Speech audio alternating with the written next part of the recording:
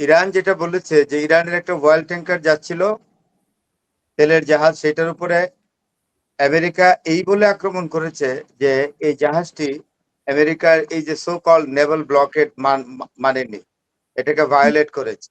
প্রশ্নটা এখানে কিন্তু একটা একটা প্রশ্ন আসে যে নেভাল ব্লকেড তো ইরান মানে না। আমেরিকা যে নেভাল ব্লকেড পার্সিয়ান গালফে দিয়েছে, হরমুজের কাছে দিয়েছে নেভাল ব্লকেড, এটা তো ইরান মানে না। এমনকি ইরান কেন, পৃথিবীর কোনো দেশই মানে না নেভাল ব্লকেড। তো নেভাল ব্লকেড উপেক্ষা করেই তো জাহাজ যাচ্ছে। তো ইরানের একটি জাহাজ যাচ্ছিল, হঠাৎ করে আমেরিকান সৈন্যরা এটার উপরে আঘাত করেছে, এই এক কথা। আরেকটা ইরান বলছে যে মিলিটারি বেজের উপরে হালকা পাতলা আক্রমণ করেছে আমেরিকা।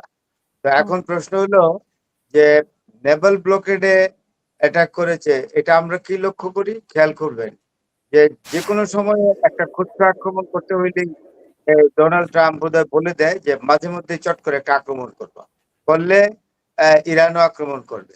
তো এই যুদ্ধটা ডিমে তেতালে চলবে। যেমন সংজ্ঞা দিল একটা নতুন, পৃথিবীর কোনো জায়গায় আমি এই সংজ্ঞা শুনি নাই যে যুদ্ধবিরতি মানেই একবারে যুদ্ধ বন্ধ না, মাঝে মধ্যে ছোটখাটো যুদ্ধ চলবে, এটাকে যুদ্ধবিরতি বলে। মানে যুদ্ধবিরতির সংজ্ঞাটাও তার মতো হতে হবে আর কি। এই হলো ডোনাল্ড। তো এখন ইরান তো আগে থেকে ক্লিয়ার করেছে যে আমাকে একটা দিলে আমি 5টা দিব, তাই করেছে ইরান। তখন ইরান কিন্তু কুয়েতের মিলিটারি বেজে আক্রমণ করতে চেয়েছিল এবং তাই করছে, কিন্তু সমস্যা হয়ে গেছে, আক্রমণটা মিলিটারি বেজেই করছে কুয়েতের, কিন্তু এটা ইন্টারসেপ্টর দিয়ে আমেরিকানরা এই ইরানের আক্রমণ প্রতিহত করার জন্য ইন্টারসেপ্টর ইউজ করেছে। এখন ওই আমেরিকার ইন্টারসেপ্টরটা, যেটা ইরান বলছে আমেরিকার ইন্টারসেপ্টরটা মিসগাইডেড হয়ে এটা কুয়েতের টার্মিনালে, মানে এয়ারপোর্টের 1 নম্বর টার্মিনালে এটা বার্স্ট হয়ে ব্যাপক ধ্বংসযজ্ঞ তৈরি করেছে। এবং সেইখানে যে ভারতের একজন নাগরিক মারা গেছে, সাথে আরো 60 জন গুরুতর আহত হয়েছে, এই হলো খবরটা। বুঝতে পেরেছেন? এখন আইআরজিসি কনফার্ম করেছে এটা। আর স্যান্ডকম বলে যে না, ইরান এটা কুয়েতের টার্মিনাল ইরান নষ্ট করেছে, কুয়েত ইন্টারন্যাশনাল এয়ারপোর্টের 1 নম্বর টার্মিনালটা করেছে। সেখানে ভারতীয় নাগরিকটা ফ্লাইট ধরতে গিয়েছিল, সেখানে সে স্পট ডেড, আরো সাথে 60 জন সিরিয়াসলি ইনজর্ড হয়েছে। এগুলো পাল্টাপাল্টি দোষারোপ চলছে আর কি। এখানে কুয়েতের সাথে গালফ কান্ট্রিজ গুলো নিন্দা জ্ঞাপন করছে। কুয়েতের যে প্রতিরক্ষা মন্ত্রণালয়ের মুখপাত্র বলছে যে এটা ইরানের আগ্রাসী আক্রমণ বা ইরানের এটা হলো সন্ত্রাসী আক্রমণ। এই কথাটি এই কুয়েতের লোকের, কুয়েতের যে মুখপাত্র, মানে প্রতিরক্ষা মুখপাত্র যে কথা বলেছেন, তার সাথে কিন্তু আমিও একমত পোষণ করি না। তার কারণ সন্ত্রাসী কে করছে? ইরান কোন সন্ত্রাসী করে?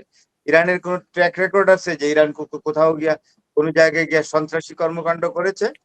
আক্রমণ করেছে কে?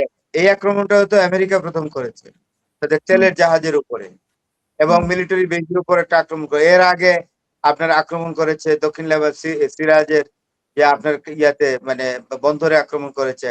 আর এখানে আক্রমণ করেছে ইয়েতে তেলের ট্যাঙ্কারের উপরে। তো ইরান তো বলেই যে আমি তো আগে আক্রমণ করি না, আমাকে আক্রমণ করলে আমি আক্রমণ করি। তাই পাল্টাপাল্টি দোষারোপ চলতেছে।